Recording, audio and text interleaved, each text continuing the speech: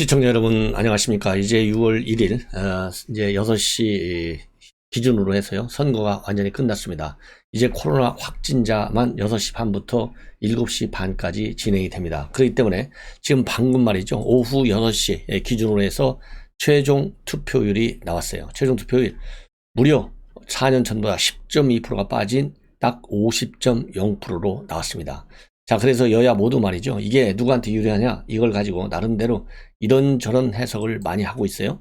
자, 그리고 이제 대통령실에서도요, 오늘 이제 출근해서 근무를 하면서 이 지선 결과를 굉장히 주시하고 있는데, 과연 우리 여권이 Q 플러스 알파를 얻을 수 있느냐, 여기가 이제 우선 제일 큰 관심이고, 그 다음에는 이제 교육감 선거도 이번에는 생각보다 이제 보수 단일화로 된 지역들이 몇 군데가 있습니다. 그러다 보니까 이 보수 교육감들은 몇 명이나 탄생할 것인지, 여기에 대해서도 상당한 관심을 갖고 있는 것으로, 다만 투표율이 저조해서 결과는 예단하기가 굉장히 쉽지 않다. 그리고 전국 투표장 상황이 다 다르기 때문에 최종 결과가 나올 때까지는 지켜봐야 되겠다. 이러한 지금 이제 분위기라고 합니다. 자, 그런데 문재인 정부 초기인 4년 전에는요, 지방선거에서 민주당이 전체 17개 중에 14곳을 가져갔어요. 그리고 당시에 야당의 자유한국당은 딱 2곳밖에 가져오지 못했습니다. 자, 그런데 이번에는요, 이제 반대 현상이 생길 가능성이 상당히 큰 것으로 그렇게 알려지고 있어요.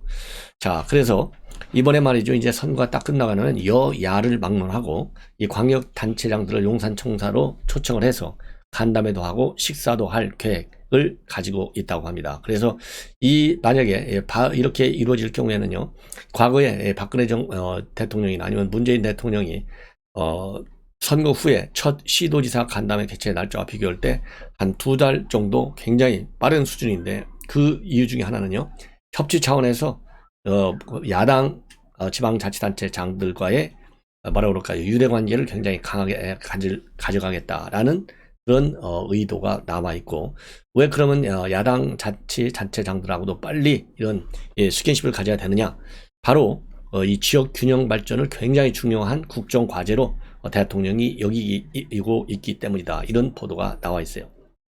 그리고 이 광역교육감 선거에도 관심을 가질 수밖에 없는 이유가, 지난번에 국회 시정연설에서 말이죠, 국정의 3대 개혁 분야 중에 하나로 교육을 제시했습니다. 그렇기 때문에 투표율도 낮은데 교육감 선거에 대한 관심은 더 낮아 보이는 게 현실인데, 그럼에도 불구하고 대통령은 이 교육감 선거에도 굉장한 관심을 가지고 있다. 그리고요, 이 대통령의 이번 지방선거 관련된 입장은요, 6월 2일 내일쯤 낼 것이고 오늘은 내지 않는다. 이게 대통령실의 윤석열 대통령의 입장으로 지금 알려져 있습니다. 자, 이렇게 해서요, 오늘 일단 투표가 다 끝났어요. 50.0%면 말이죠, 본래 지금 이 전문가에 따라서 다르지만 60%가 넘어가면 국민의힘 후보들에게 유리하고, 만약에 50%가 되면은 이건 조직력을 바탕으로 한 민주당 지지층들의 표가 결집될 가능성이 크다. 그래서 50%가 되면 민주당에 유리한 결과가 나올 수도 있다. 이것이 여론조사 전문가들의 견해 중에 하나였어요. 그렇기 때문에 사실상 이제 최종적으로 이제 결과를 봐야만 되는데요. 오늘 하루 종일 이재명 그리고 이준석까지 나서 가지고 투표를 독려했습니다만은 상당히 지금 미흡한 부족한 투표 결과가 나왔기 때문에, 자, 상당히 좀 우려스러운 측면도 배제할 수 없고요. 더군다나 이번에 광주에서는요, 이 대선 투표율은 최고 기록을 했는데 이번 지선 투표율은 지금 최하 기록한 것으로 그렇게 알려지고 있어요. 그러면 왜 광주에서는 이렇게 투표율이 낮느냐? 이 해석은 여러 가지 원인이 있는데요. 첫 번째로는 대선 패배 후유증과 무력감 때문에 내가 왜 하냐? 투표해봐야 우리가 다 졌는데, 이런 반영이고요. 또 하나는 어차피 내가 투표하든 안 하든 민주당이 되는 거 아니냐. 그래서 일당 독주의 장기화에 따른 패해다. 이러한 해석들이 나오고 있어요. 자, 그리고요, 지금 이제 이 선거가 굉장히 이 관심사항인데, 이재명 후보의 경우에는요, 연구보다는 실력을 좀 봐달라라는 점을 강조했고, 그 다음에 형선 후보의 경우에는 우리 개항이 호구가 아니라는 것을 좀 보여주자, 이렇게 호소했는데 과연 어떻게 될지. 그리고 이제 개항의 경우에는요, 투표율이 상당히 높습니다. 그렇기 때문에 이 높은 것이 과연 누구에게 유리할 것이냐, 이것도 관심사항으로 되어 있습니다. 그리고요, 이 경기지사 투표율도 보면은 지난 지선보다는 좀 낮게 나와 있는데 김동연, 김은혜 후보 중에서 누구한테 유리하겠느냐, 이것도 또 이제 관심사항 중에 하나예요. 그런데 현재로서는 양 캠프에서 나오는 해석을 보면 이 투표율이 높고 낮은 걸 가지고 유불리 판단하는 것은 상당히 조심스럽다라는 반응이 나오고 있습니다. 왜냐면요, 투표율이 낮은 원인이 무엇인가에 따라서 해석이 달라진다는 거예요. 그래서 민주당 지지층이 대선 패배 후에 정치에 대한 실망감으로 투표에 소극적일 수도 있으나, 반대로 이 보수층에서는요, 투표장에 가지 않더라도 새 정부의 출범에 따른 효과로 여당 우세를 낙관하는 분위기가 작용했기 때문이다, 이렇게 상반된 진단을 하고 있어요. 그리고 통상적으로 투표율이 높으면 고령층보다는 젊은 층의 투표가 늘면서 진보 진영의 긍정적 신호다, 이렇게 여겨졌지만은 이번 대선 이후에는요, 이용상공들이 보수 진영을 지지하기 때문에 이것은 결국은 이 누구한테 유리한지 바로 이렇게 단순화시켜서 결론 내리기가 쉽지가 않다는 겁니다. 따라서 이 지지 계층이 얼마나 투표할지 참여할지 여부가 핵심이다, 이렇게 밝히고, 김동연 후보 측에서는요, 지난 대선은 사전 투표율이 높으면 본투표에서 보수 결집이 이루어졌다는 평가가 있지만 이번 지선에서는 투표율의 높고 낮음에 대한 유불리 판단이 사실상 힘들다, 최대한 우리 지지층이 투표량에 많이 나가도록 하는데 주안점을 두고 있다라고 밝히고 있습니다. 김은혜 후보 역시요, 투표율 높낮이에 따라서 우리에게 유리할지 불리할지 따지는 것은 의미가 없다, 김은혜 후보를 지지하는 유권자들이 최대한 많아 투표장으로 나갔으면 하는 바람이다, 이렇게 지금 입장을 밝히고 있습니다.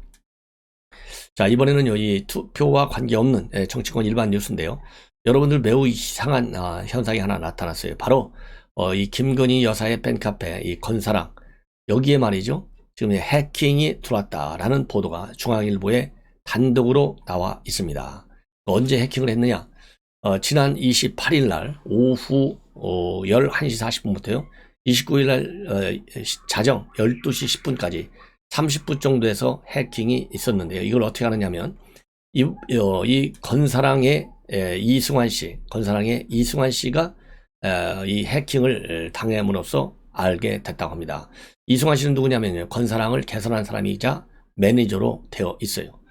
근데 딱 시점이 말이죠, 김 여사 대통령실 이 사진이 카페에 게시된 지 딱 1시간 뒤에 이 해킹이 올라온 거예요. 그러니까 김건희 여사의 이 윤석열 대통령과의 부부 사진, 대통령 집무실에서 이것이 올라오니까 해킹을 했다, 이 얘기는 건사랑에 대한 반대파들의 해킹이다, 이렇게 봐야 되지 않겠습니까? 자, 그래서요, 혼자만 그러면 해킹을 당했느냐, 그게 아니올시답니다. 본인이 이승환 씨, 이 매니저, 이 사람만 당한 게 아니고요, 카페 부 매니저와 같은 운영진이 10명, 그리고 일반 회원이 10명, 그래서 총 20여 명이 해킹을 당해가지고요, 강제 퇴장을 당했다, 이렇게 주장을 하고 있습니다. 그래서 이 강퇴를 당한 이 부 매니저가 이 강퇴 권한이 있는 이승환 씨에게 곧바로 전화를 했고, 아이디의 비밀번호를 바꿔서 피해는 좀 막았다. 그래서 이번 해킹으로 인해서 이 카페 회원들이 굉장히 지금 불안해하고 있다고 합니다.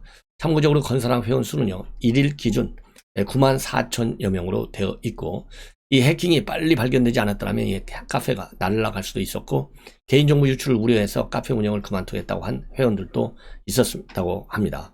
그런데 이 건사랑 회원들은요, 유명인도 아니고 평범하게 직장 생활을 하는 사람들인데도 불구하고 해킹이 들어왔다는 거예요. 그래서 이번 이 해킹은요, 처음이 아니라고 합니다. 그러니까 강퇴 소동이 있기 전날인 27일 날에도 이 해킹이 된 바 있다고 합니다. 그래서 자, 이제는 이 해킹 배후 세력을 반드시 찾아내야 되겠고, 그리고 이번 해킹과 관련해서 28일 오후에 접속한 IP를 추적해 달라, 이렇게 팬카페 측에서는 요청할 예정이고요, 해킹이 사실로 확인이 되면 이제 분당경찰서에 정식으로 수사를 의뢰해야 하겠다라는 입장으로 알려지고 있습니다. 자, 이번에는 문재인 대통령을 향해서 이 간첩 두목이다, 빨갱이다, 이렇게 비방한 혐의로 말이죠, 지난번 19대 대통령 선거 바로 앞 시점에서 그동안에 재판을 받아왔는데요, 유죄 판결이 떨어졌어요. 전직 부산대 교수입니다. 벌금형이 확정이 됐는데, 자, 공직선거법 위반, 그 다음에 명예훼손 혐의입니다. 바로 부산대에 있는 전 부산대 교수 최우원 교수가요, 최종적으로 대법원에서 500만 원, 벌금 500만 원과 그 다음에 250만 원을 선고한 원심을 확정했습니다. 바로 뭐냐? 이거는요, 뭐라고 돼 있었냐면요, 2017년도 3월이니까 딱 선거 2달 전이죠. 탄핵 음모를 저지른 간첩 두목, 그 다음에 북한 지령을 받아 박근혜 전 대통령 탄핵을 주도했다. 이러한 발언을 해서 공직선거법 위반한 혐의를 받고 있고요. 그리고 문재인 대통령이 당선된 이후에도 부정선거 의혹을 계속 제기하면서 투표함을 통째로 바꿔치기 했다. 이런 허위사실을 공표했다는 혐의, 2가지 혐의를 받아요. 여기에 관해서 1심 재판부는 특정 정당의 대통령 후보 예정자에 대해서 허위사실을 발언해서 선거의 공정성 그리고 투명성을 훼손했다. 그리고 발언 내용의 욕설과 원색적인 비난이 함께 섞여 있다. 그래서 허위성의 정도나 발언 형식에 있어서도 죄질이 가볍지 않다. 이렇게 판단해서 벌금 1,000만 원. 그러니까 공직선거법 위반 혐의는 1,000만 원. 그리고 허위사실 적시에 의한 명예훼손 혐의는 500만 원을 각각 선고했습니다. 그런데 항소심은요, 1심대로 유죄 판단은 유죄했지만은 벌금을 벌금 공직선거법 위반 혐의는 500만 원. 그리고 이 명예훼손 이 부분에 대해서는 250만 원으로 감경 조치했어요. 그래서 이 빨갱이 반첩이라는 표현은 수학적 과장이지 단순한 의견 표명이다. 수학적 과장으로서 구체적인 사실이 아니다. 이렇게 판단을 했습니다. 자, 그러면서요, 또 이 최 교수의 발언을 들은 사람 대부분이 그와 비슷한 정치 성향을 가진 사람들로서 이 사건 범행으로 인해 피해자에 대한 호감 또는 지지 여부가 크게 바뀐 것으로 보이지 않는다라고도 판시를 했습니다. 자, 그래서 대법원은 원심 판단에 공직선거법 위반 그리고 명예훼손죄 법리 오해한 부분이 전혀 없다. 이렇게 하면서 이 원심을 확정했습니다. 자, 이번에는 말이죠. 여전히 김건희 여사의 이 옷이 또 지금 황교익 씨가 시비하고 나섰어요. 그러니까 최근에 열린음악회 때 입었던 이 재킷입니다. 크리스찬 디올 재킷인데 이거를 김건희 여사가 개인 돈으로 산 게 아니고 협찬받은 게 아니냐 이런 의혹을 제기하고 있어요. 그래서 이거는 김건희 여사의 옷이 디올의 비발매품임을 확인이 됐다. 그래서 왜 언론은 이런 것을 파지 않느냐 참 신기롭다. 이러면서 지금 이 옷이 협찬받은 거다라는 의혹을 강하게 제기하고 있는데 그 근거로요, 노랑 바탕의 검정 격자를 어디서 인상 깊게 본 것인데 하고 기억을 더듬다가 어떤 영화가 떠올랐느냐, 바로 갱스 오브 뉴욕 이 한 장면이 떠올랐다는 겁니다. 그래서 이 갱스 오브 뉴욕에 빌더 부처가 입고 나온 바지가 바로 그런 바지라는 거예요. 그래서 이 디올의 디자이너가 악취미를 가지고 있다 이렇게 주장을 하고 있습니다. 자, 그래서 이 패션이 또 상당 기간 언론에 또 보도될 가능성이 큰 것 같아요. 그래서 참고적으로 여러분들께 보도해 드렸습니다.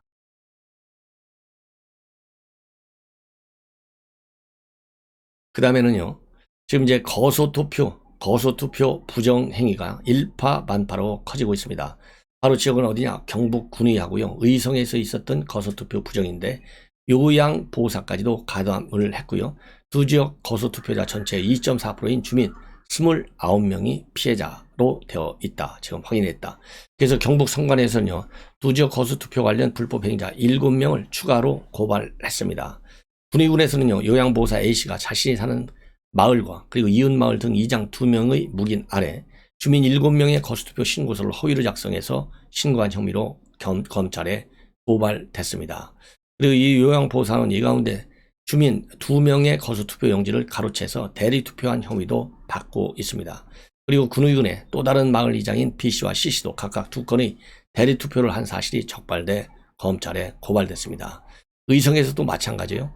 마을 이장 D씨가 주민 3명을 거소투표자로 허위 신고한 것이 드러났고, 일반 주민 E씨는 마을 이장을 통해서 주민 1명을 거소투표자로 허위 신고하게 한 뒤에 해당 주민 집으로 배달된 거소투표 용지를 가로채서 대리투표한 혐의로 검찰에 고발됐습니다. 자, 그래서요, 이 경북 성관에는 군의 의성 지역 거소투표 부정사건과 관련해서 지금까지 허위신고 25건, 대리투표 7건을 적발했고, 마을 이장 8명, 일반 주민 1명, 요양보호사 1명 등 총 10명을 검찰에 고발했습니다. 그래서 이번 사건 피해 주민은 모두 29명이 됐고요. 의성과 군위 지역 거수투표자 전체 1208명의 2.4%에 해당된다고 봅니다. 그래서 전국적으로 이 거수투표자 전수조사를 하면 더 많은 피해자가 나올 수 있다. 이러한 지적이 되고 있고요. 선관위 관계자는 거수투표 부정과 관련해 신고가 들어오면 신속하게 조사할 계획이다.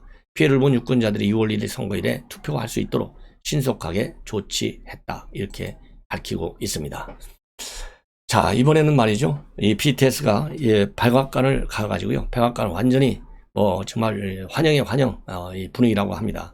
그래서 이 바이든 대통령이 직접 나와서 이 하트 표시도 하고 또 이 발언도 하고 말이죠. 또 그리고 이 바이든 대통령이 트위터에 글도 써서 이 BTS를 칭찬하고 있어요. 이 BTS가 가게 된 것은 최근에 미국에서요. 아시아계에 대한 즉 반아시아계 증오 범죄가 늘어나고 있고 거기에 대한 인식을 높이기 위해서 지금 이제 BTS가 백악관을 갔는데요. 1분짜리 짧은 영상을 바이든 대통령이 직접 올렸습니다. 그리고 이 언론에 나오지 않았던 면담 과정 일부까지도 이 바이든 대통령이 공개한 영상에 담겨져 있다고 합니다. 예. 자, 그래서 이 영상 내용을 보면요. 영상 시작 내용은 바이든 대통령이 백악관 오벌룸 앞 야외까지 나와서 BTS 7멤버를 맞이하는 장면. 그래서 리더 알렘이요. 대통령이 만나서 영광입니다. 라고 말하니까 바이든 대통령이 미소를 지으면서 손짓을 하고 백악관 온 걸 환영한다. 어서 오라. 이렇게 반겨 맞이하는 모습입니다. 그리고 실내로 자리를 옮기는 모습까지 전부 영상으로 나오고 있고요. 일부 면담 이야기도 공개되고 있는데 이 면담 얘기 공개된 내용을 보면요. 바이든 대통령 많은 아시아계 친구들이 차별의 대상이 되어 왔고 좋은 사람들이 차별에 대해 말하고 그것이 얼마나 나쁜 것인지 말할 때 완화될 수 있을 것이다. 그래서 당신들에게 감사하다. 이런 말을 했고요. 이 RM은 대통령께서 코로나 증오 범죄를 법안으로 제정한 것에 감사하다는 말씀을 드리고 우리는 그저 작은 도움이 되고 싶고 백악관과 미국 정부가 해결책을 찾으려고 하는 것에 대해서 진심으로 감사한다. 마지막으로요. 바이든 대통령은 사람들은 여러분이 하는 말에 관심을 가지고 여러분이 하는 일은 사람들에게 유익하다. 훌륭한 재능뿐만 아니라 메시지를 전달하는 것이 중요하다. 이렇게 강조를 했습니다. 자, 그리고 여기 BTS도 같은 날 트위터에 바이든 대통령과 함께 이 손가락 하트 포즈를 취한 사진을 올렸고 이 초대에 감사하고 중요한 사안을 대통령과 논의할 수 있어서 굉장히 영광이었다. 팬들에게 상당히 감사드린다. 이러한 입장문을 또 올렸습니다. 예. 자, 그래서 이 BTS의 이 백악관 방문이 대대적인 성과를 거뒀고 미국 사회 그리고 국제사회에 주는 이미지 고향도 상당할 것이다. 이렇게 보여집니다. 시청자 여러분, 이것으로 본 방송을 마칩니다. 대단히 고맙습니다.